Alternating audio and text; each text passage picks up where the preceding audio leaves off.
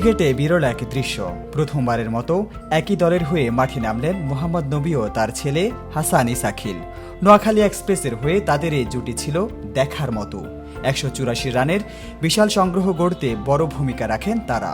চতুর্থ উইকেটে বাবা ছেলে মিলে মাত্র 30 বলে গড়েন 53 রানের ঝড়ো জুটি। ইনিংসের 18তম ওভারে নবী যখন আউট হন তখন হাসান অপরাজিত ছিলেন 92 রানে।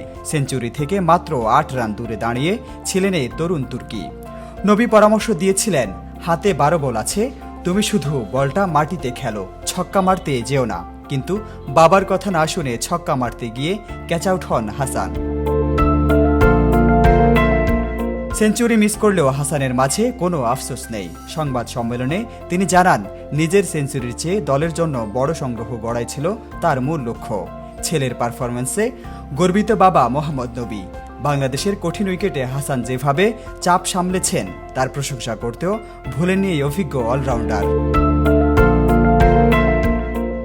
রাশেদ বিল্লাহ, স্পোর্টস, জয় জয় দিন।